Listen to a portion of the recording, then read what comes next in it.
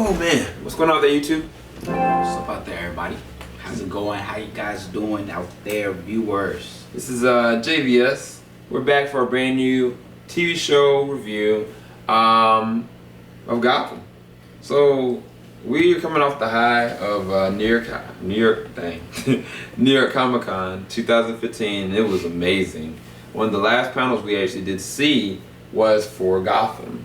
And one of the things they showed early was the brand new commissioner, which our very own Vic Mackey, if you know The Shield, or The Thing, if you looked at it before, Michael Chiklis. He is the new commissioner, replacing the one that died, and this dude is hard. He probably, to me, is one of the better parts of this episode for me. I know you were hyped when we were looking at the first sequence when he was going through, saying who he was, telling everybody at Tent Hut, are you upset the fact that your commissioner died and 9 of your brothers right in your own place that's been built since for 100 years, you know?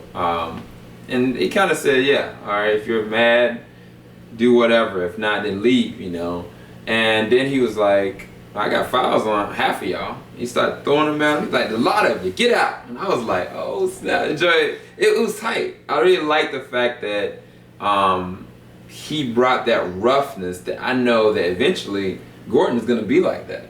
That's the kind of character and the kind of person he's gonna be, as well as what he does with this next part that Joe's about to talk about in the Strike Force. Because the name of this episode is actually Strike Force, which is a really interesting name. You want to talk about what Michael Chiklis' character sets up?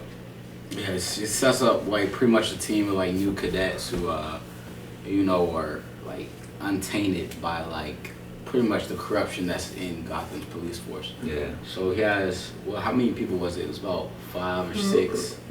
About five people that he recruited.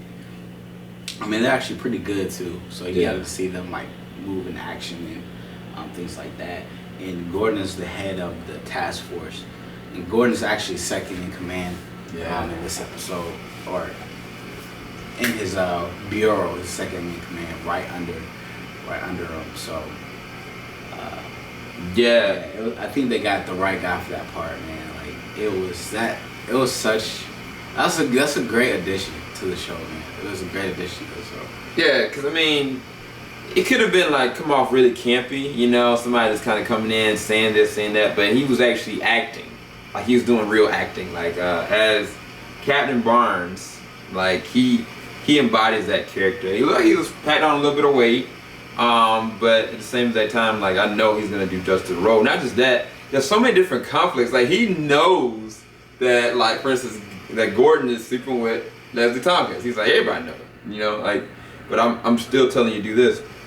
What I'm curious about is if he already knows the things that Gordon has done, because that's one of the things that's messing Gordon up in this episode, is the fact that Gordon has dirt. Like he's got blood on his hands, for real this time. Like before, it was one thing where they implied that he killed Penguin, or before they implied that he killed, you know, the fake person that killed Bruce's parents. But this time he actually really did kill somebody in the first episode, and he's really scared by that. And that plays into the whole Penguin arc, where things, I don't know. I like Penguin in this episode. I like that his whole situation was really messed up for a lot of different reasons, but more so than anything, the fact that his empire that he's literally bled for to get to this point is in jeopardy. And it's all due to Theo and his sister Tigress. So Theo has this plan of making himself be the undisputed mayor, because he's now considered like the hero. So by demand he goes and gets potentially a vote for mayorship.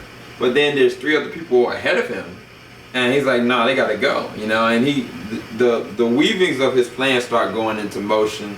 And I mean, it's technically a good plan, because he's gonna try to use Oswald. And what was funny is that me and Joe were talking in the car when we were rolling back about Gotham, what we think about it, we think about the characters, and we think about how certain people were getting a lot of FaceTime. Like, we didn't like necessarily that Barbara Keene has been getting so much FaceTime, so much, you know, this and that it undermined like characters such as Selena. Like, you know, what is going on with her mentality? What's going on with the other people, the side characters like Poison Ivy? Like, you know, Jerome is dead.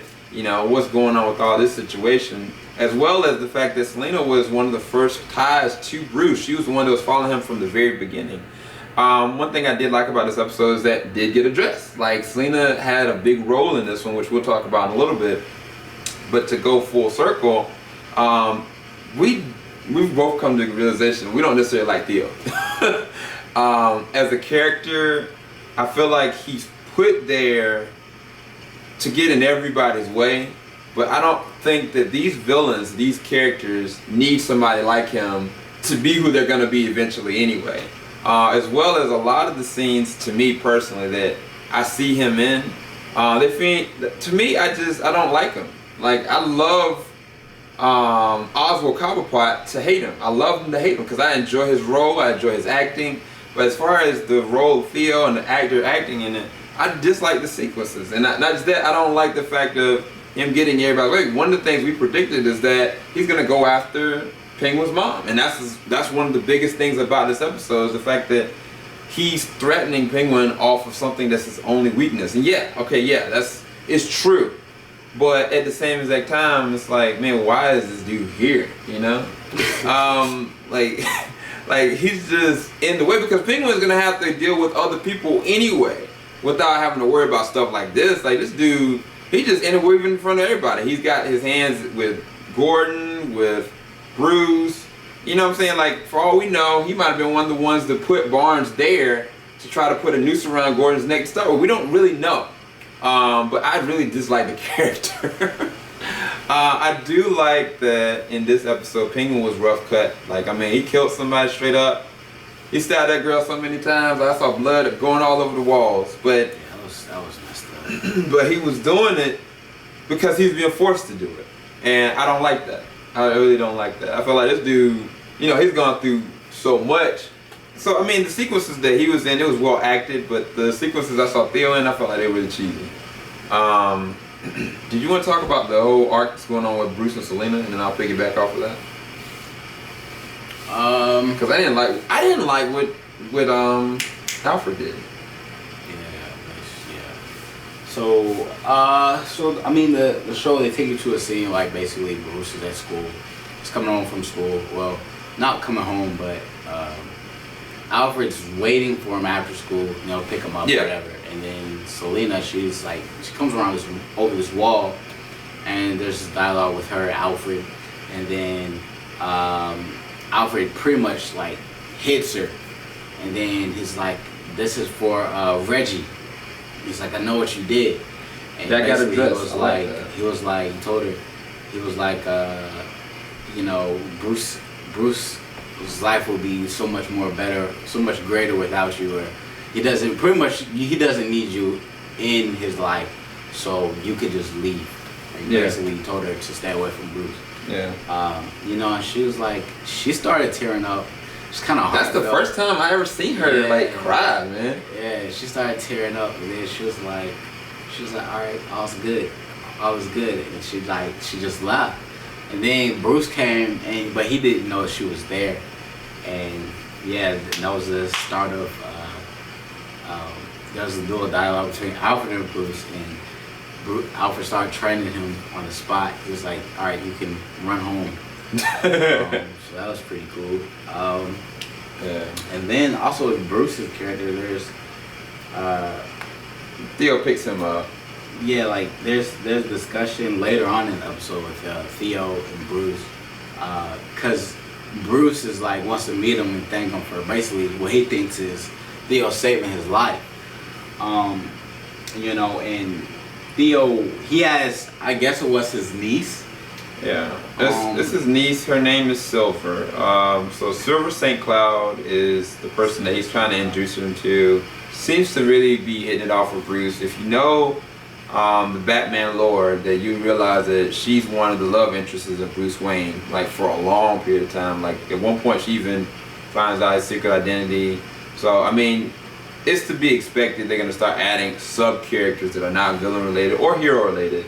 So she's not necessarily good, she's not necessarily bad, but I don't like the fact that Alfred is doing it again. Like when he destroyed the computer, I'm like, dude, what are you doing? This isn't your equipment. Like, I mean, tell him, but don't sit there and just act on doing something. Like, he's directly getting involved with this young boy that is really a man, just based off of circumstances. I mean, if he finds out that Alfred basically not only hit Selena, but told her to get away from his life, he's gonna revolt. And he's gonna retaliate. And that's I mean, to me, those two actions alone, it's like he didn't learn from the last time. You know, I mean, that's circumstantial. Yeah, you want to protect the boy, but by telling that girl that, if she ends up, you know, spilling beans, which I don't think she will, but I think that Bruce is gonna find out. I mean, that's just gonna push Bruce away from Alfred. Like, I don't think that was the right motive to do it. I understand that he was mad about Reggie, but that's not his call. It really isn't his call. But I do like the fact that they are doing more with Selena's character, because she really seemed like she was hurt by that. She really did. Like, even like there was a scene later on when Bruce meets back up with the girl on campus or whatever. Selena's just down. Like, she's just really out of it. And it really shows that she really cares about this boy. She's cared about him since the beginning. But it's just, I don't know. I don't know where it's gonna go, but I do like that they are going with that arc of this. I just don't like Theo's situation, man. I don't, because what it does is it caused strain between Gordon and Penguin. Penguin, like I've said in multiple different reviews, has a real respect for Gordon. He owes Gordon his life. He knows he does. He knows he's got him at a noose as well. But there's real respect for them there. And their relationship got strained because Penguin is pressed. Like, Gordon confronts him. He was like, look, like, we know what you did, you know? Like, we know this is you, and there's nothing I can do to protect you, basically, in so many words. And basically, Penguin threatens him with this dirt. And he did that because he wanted, you know, in my opinion, I think he did it because he wanted Gordon to kind of stay away from the situation. But all it did just cause more strain with their relationship. Because now, basically, Gordon might turn himself in just because, you know? So, I don't like that. I don't like that Penguin's getting pushed in that kind of way, nor do I feel like I don't know. I just don't like it. I really don't like it. But I did like the action sequences between Zaz and the Strike Force. I thought that was tight.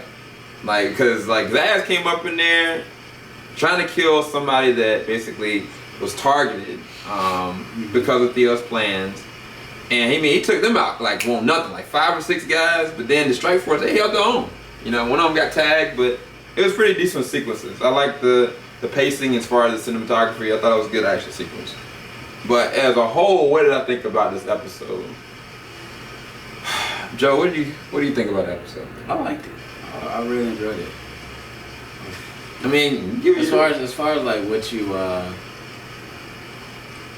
as far as, do you not like the writing when it comes to Penguin's character, or you don't like the events that's taking place? I don't like the events that's taking place. I think that everybody, like Penguin got progression into what his character is going to do about this, because this is pushing like his relationships away and his empire. So that's really good writing in a sense from an entertainment standpoint, but I don't like the fact that it's Theo being there. I don't like Theo. So, dang, what do I feel about this episode, man? I don't like the episode as much. I think that I'm still coming off salty from the last episode, him killing Jerome.